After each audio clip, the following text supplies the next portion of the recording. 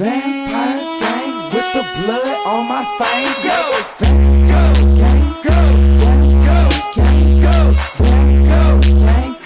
I need to, yo. I need to. I haven't seen it since we reacted to it on stream like a couple days back. Bro, this trailer was so beautiful. I know y'all see Spider-Man. And the craziest thing too is Spider-Man's actually upside down. Look at this. He's actually upside down right now. But because he's Spider-Man, he could hold himself in a way to where like, yeah. Just some cool Spider-Man shit. Look how good, bro. Come on. I know y'all see the web shooters over here too. I'm doing a full-fledged what was it called? What's it called? Deep dive. I'm doing a whole deep dive on this trailer, bro. The web shooters looking nice. Everything looks homemade now compared to what it was before. You know, before it was like Tony Stark tech, Iron Man tech. Now he has to make everything inside of his basement, bro. And he's in an apartment, so he don't even got in the basement. He don't even got a basement. You gotta do it in the laundry room or something.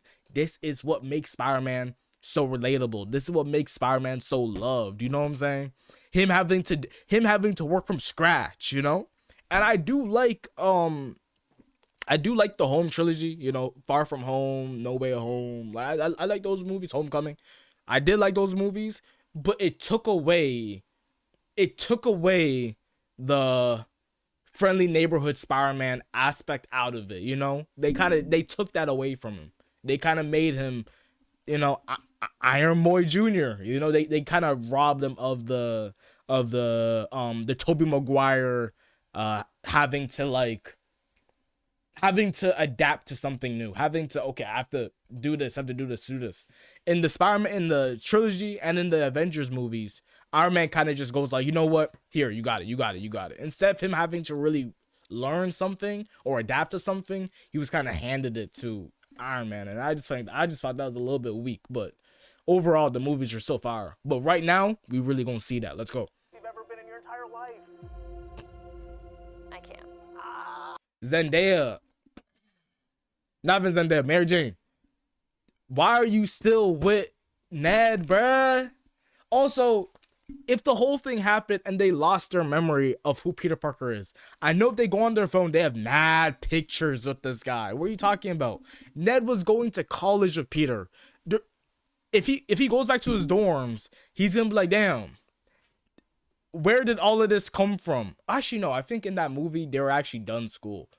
I don't think they actually got a chance to go to college. I could be wrong. I might need to rewatch that movie, but bro, why are y'all still friends? Like, I don't know, man. MJ, bro, come on. Lock in, bro.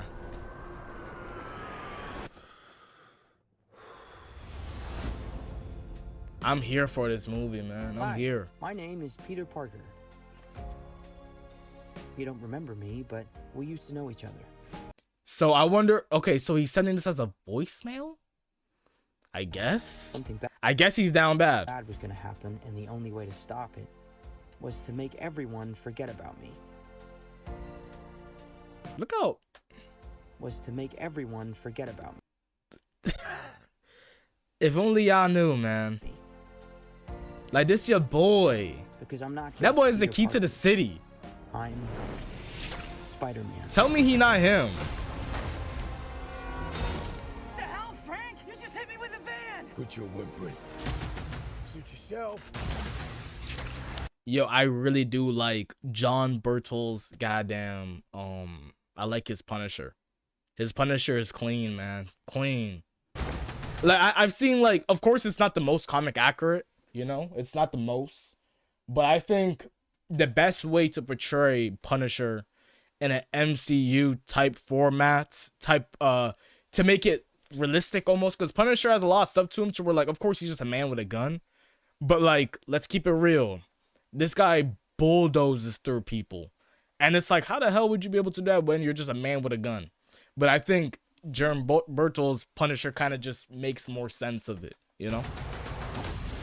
Even just the way how he acts. Go home. And sometimes Spider-Man. I hope he has a big part in this movie instead of just being there for a gag. You know, I actually hope he helps Spider-Man at the end, at the end of this movie, or middle or what, however long this movie's gonna be, because there's so much things going on. Has to do the hard thing, even if it breaks Peter Parker's heart. We gotta pray for our goat, man. We gotta pray for our goat, man. Do you think when he nuts, it looks like his webs? Bro.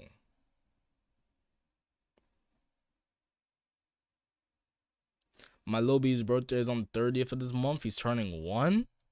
Man, he ain't seen none yet. He ain't turning 1? Man, he ain't seen none. Yo, come on. Come on, bro. You gotta show him life. You gotta put him on to some things, bro. You his older brother. You know, I don't care if he's 12 months. I don't care, bro. I don't 11 months. I don't care. He's gotta watch the OG Spider-Man trilogy. He's gotta watch Breaking Bad. He's gotta watch some Peaky Blinders. I don't give a damn. Oh, he's gotta watch Snowfall. You know what, bro? Boondocks. Show him life, bro. What is happening to me? So, when I first watched this trailer, I did not really notice the scene. Like, I noticed it, but it kind of just flew like by. This is an interesting segment of the trailer because we already know Spider-Man uses web shooters. So this is not even a situation to where, let's just say Spider-Man just gets super drunk and then he wakes up like this. This would never happen. You know, he uses web shooters. His webs don't come from his body. So it makes you think, how the hell did bro get in this position, right? So I've seen some theories. They're talking about some man spider or whatever.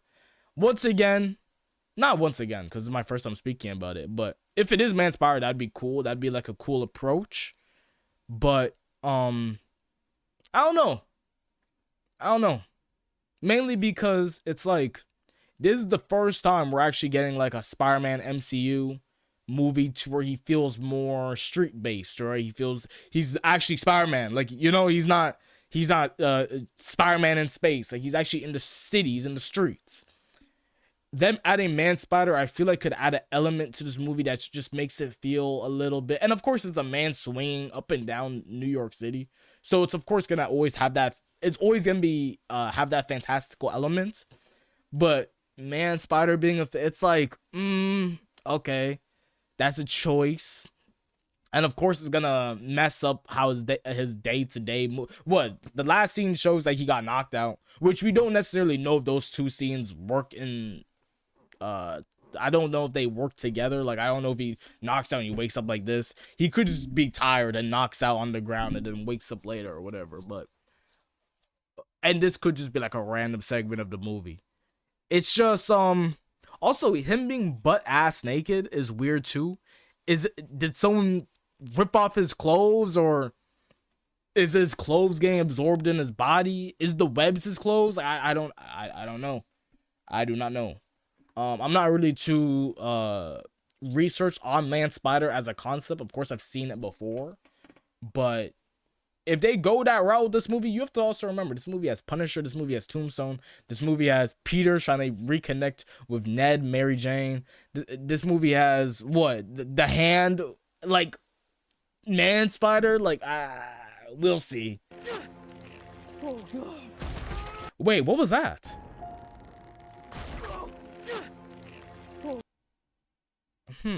That could mean two things. In this movie, does he actually get webs coming out of his body? Is that why he tried to shoot his webs? Or did he just think he has his web shooters on? Because in the other scenes, he had his web shooters on, even in his crib, he would just have the web shooters on. Because he kind of lost that Peter Parker aspect to his life. He's not. There's no need to really hide your identity when no one remembers you, no one knows you. He doesn't have not Mary Jane. He doesn't have Aunt May. No one remembers him. So if he shows his identity, it's like, oh shoot, that guy's Spider-Man, okay. But there wouldn't be no past ties or anything. So I wonder if he just thought he had his web shooters, or if he was actually able to shoot out of his hands on some Tobey Maguire. He doesn't have a web shooter. He doesn't have his web shooter. So yeah, okay, that confirms it then. Yo, we're actually doing a deep dive. Hold on, bruh. So, who am I feeling like? Chris Stuckman. What are you talking about? Okay, so he has webs coming out of his body now. Cool. He doesn't need the web shooters no more. Excuse me, Dr. Banner. I need your help. Hulk. Bruce Banner. Standing tall. Come on. I seen some people don't like his rendition of Bruce Banner. I like it. I think he's the best Bruce Banner we've had. And I know people say Edward Norton. Fuck no. Yo, I can't lie. Yo, the Incredible Hulk propaganda got to be ended. I thought the action in the movie was tough, but the movie as a whole wasn't anything too crazy. Like, I don't know why people be acting like Edward Norton Hulk is just like the best friend. The movie was okay. Action was cool, but let's keep it so real. What Hulk does in the Avengers, what Mark Ruffalo does in the Avengers, just the first movie, the Avengers. I'm not talking about Age of Ultron. I'm not even talking about Infinity War. I'm not talking about Endgame. Just the first movie, Avengers. That performance is way better than everything we've seen in the Incredible Hulk. Even the action. The scenes where Hulk chasing Black Widow. The scenes where Hulk punches the big ass alien that's coming right down. These scenes are cooler than anything that happens in Incredible. I don't care. Now the Incredible Hulk has the advantage of having the Abomination. Abomination cold. I ain't gonna lie. That's a cold ass villain to start off the story with Hulk. But come on, bro. Mark Ruffalo is he's just a better Bruce Banner than Edward Norton. And no offense to Edward Norton, of course, but it's just like, come on. Mark Ruffalo had more time to cook, so let's keep it real. Let's not disrespect Mark Ruffalo because stop it. It would be enormously dangerous. What did you say your name was? If DNA is mutating, it would be enormously dangerous. So yeah, she tells Bruce Banner that his DNA is merging with the spider DNA inside of his body. He's actually practicing how to be Spider-Man without a web shooter. Damn. Yo, breaking this trailer piece by piece, I'm seeing so much things I did not see when I first went through it. May Parker, RP, man. 2024, we lost a real one. Spiders have 3 life cycles. When between cycles, it can leave the spider vulnerable to threats. We are faced with a danger that we can't control. So there's a villain here who can possess people's bodies. Who's a Spider-Man villain who could do that? When between cycles, it can leave the spider. Oh, I even forgot. This movie has Scorpion. This movie has Scorpion, the Hand, Punisher, whoever. Is this Mr. Negative? Who is this? That's who is it that put this old lady in this tank, bruh? We are faced with possess this guy. Look, possess that guy. We can't even see. And then we got Is that Tombstone? No. Who is this? We are faced with a danger that we can't control. One we can't even. I'm trying to think. In Spider-Man media, this not Tombstone, right? Could this be? No, that wouldn't even make any sense. So Spider-Man has a suit on right here. We are faced with a danger that we can't control. One we can't. Spider-Man's wearing a suit here. It could be. It could be Tombstone. Can't even see. Stay out of my way. There goes Scorpion. You're losing it, kid. You're losing it, kid. Yeah, that boy Peter got game, y'all. Somehow, some way, this girl right here does not remember him. Well, she might just be a fan of Spider-Man. But like Mary Jane might just be a fan of Spider-Man. Actually, Are they gonna do like the corny thing to where it's like, because she seemed mad fixated on Spider-Man when she watched when she watched him get the key to the city, right? Are they gonna do the thing to where it's like Mary Jane loved both Peter Parker and Spider-Man, so her forgetting Peter Parker means nothing because she still loves Spider-Man? I wonder if they're gonna do that. But regardless though, hey, that boy got game, bro. I ain't gonna lie. Round 2, face ass. I thought they were gonna, like, before the trailer, before everything, I thought they were gonna go the route with like Gwen Stacy, or they were gonna add Silk, or like, you know, they were just gonna basically be like, okay, out with the old, in with the new, right? But it looks like, shoo. Peter wants his girl back, man. What are you talking about? And for those Peter wants his girl who back. make it through, it amounts to a. Oh, I seen And for those spiders. Also, knowing that this shit is actually coming out of his body. Oh my god, I'm about to nut. I can't lie. You're losing it, kid. And for That shit too those tough. spiders who make it through. I seen some screenshots. They were saying this is Rogue, I guess, just because like the hair and like the color palette. This is a sick pic. Like, this is just a sick angle. This is, yeah, this is good film. It amounts to a. Yes, yeah, this is a wallpaper, bro. They put wallpapers in this movie, bro. This shit look like a Marvel Spider-Man 2 PS5 photo mode. They put photo mode in the movie, man. Who is that? Kind of. Who is that? And for those spiders who make it through. It amounts Oh, it's just an arrow. Okay, so kind of. is this supposed to be the hand? I know this is the. Who are those? Yeah, there's a lot of stuff going on in this movie. A prison scene to where Spider-Man has no mask. Y'all see, he has no mask. He's on his knees. And he's in front of he's in front of 20 ninjas like this is Power Rangers or something. Bro, what? This movie would the hand is like a dare, like the hand could be Spider-Man's villain, it could be. But usually the hand is in ties with Daredevil. Usually. So I would just assume Daredevil, Punisher, Scorpion, Tombstone, the Hand, Mary Jane. There's a lot of stuff going on in this movie. I ain't gonna cap. I'm gonna be in this movie first day, bro. First day.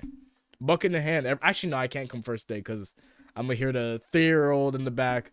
Mom, I want Twizzlers. I don't, bro. Yo, chill, bro. Chill, bro. I'll really punch you in your head, bro. Chill. I'm watching Peak, man. If this scene right here, hold on. If this scene right here is happening, and I hear anybody making, if someone could cough in the theater, bro, I'm gonna be so mad. Don't ruin my experience.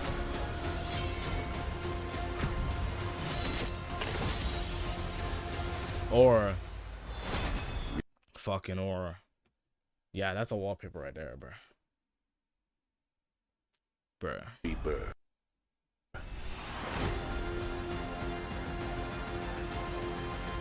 Nice flowers. Yo, what if Spider-Man dies at the end of this movie, bro? I'm really assessing everything. What if he dies?